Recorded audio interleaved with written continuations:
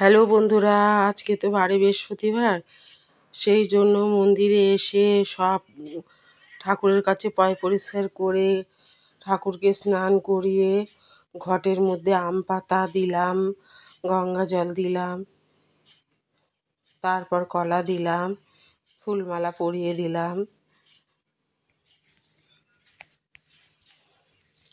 তারপর প্রত্যেকটা ঘটের মধ্যে আম পাতার মধ্যে সিঁদুর লাগিয়ে তারপর ঘটের মধ্যে আম পল্লব সব এক এক করে দিয়ে দিচ্ছে। এই যে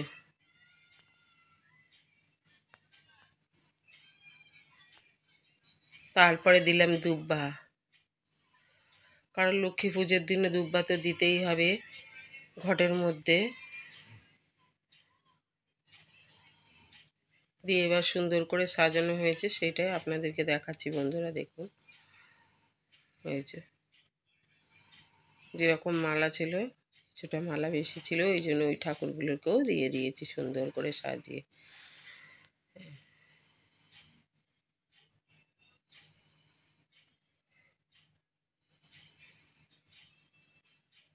এই যে সাজানো হয়ে গেছে দেখুন। তারপর এক এক করে ঠাকুরের থালা, খাবার থালা প্রত্যেকটা ঠাকুরের সামনে দিয়ে দিচ্ছি।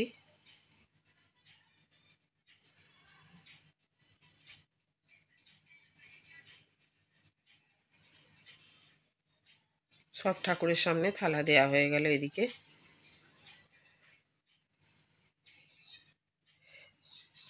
তারপর এইদিকে গোপু সোনাদের কাছেও গোপাল সোনাকে স্নান করিয়ে তারপর সুন্দর করে জামা পরিয়ে দিয়ে ফুলমালা সামনে দিয়ে ঘটের মধ্যে আম পল্লব, ফুল, তুলসী পাতা দিয়ে গোপাল সোনাকে সাজিয়ে তার সামনে থালা বসিয়ে দিলাম। আর রাধাকৃষ্ণর সামনেও থালা বসিয়ে দিলাম। গোমাতার সামনে দুব্বা জল দিয়ে দিলাম, শঙ্খের মধ্যে দুব্বা আর ফুল দিয়ে দিলাম জল শঙ্খের মধ্যে।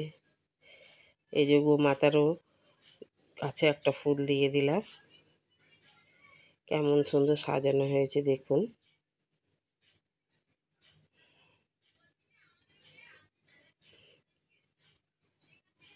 এই যে এইবার এদিকে হচ্ছে কর্পূরের আর ধূপের আরতি করে নিচ্ছি।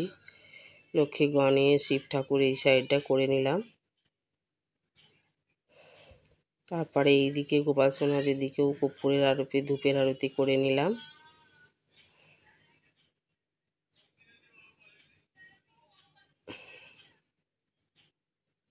তারপর প্রদীপের আরতি করে নিচ্ছি। লক্ষ্মী গণেশের এই সাইডে শিব ঠাকুর, মঙ্গলচণ্ডী, বাজরাংবালী সব ঠাকুরকে এই প্রদীপের আরতিটা সুন্দর করে করে নিলাম,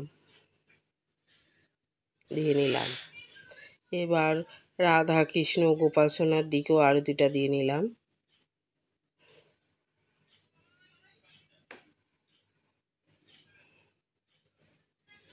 তারপরে আয়নার আরতি, তারপর রুমালের আরতি, তারপর পাখার আরতিটাও করে নিলাম। তারপর এবার খাবার থালা সরিয়ে নিলাম, নিয়ে ঠাকুরকে বরণ করে খাইয়ে দিচ্ছি। ভিডিওটা যদি আপনাদের ভালো লেগে থাকে তাহলে লাইক, কমেন্ট, শেয়ার দিয়ে দেবেন বন্ধুরা। এই যে গোপাল সোনাকে, গোমাতাকে সব এক এক করে খাইয়ে দিচ্ছি লাড্ডু, কারণ গোপু সোনা লাড্ডু খেতেই খুব ভালোবাসে। খই মুরকি দিয়েছি। টাটা, বাই বাই বন্ধুরা।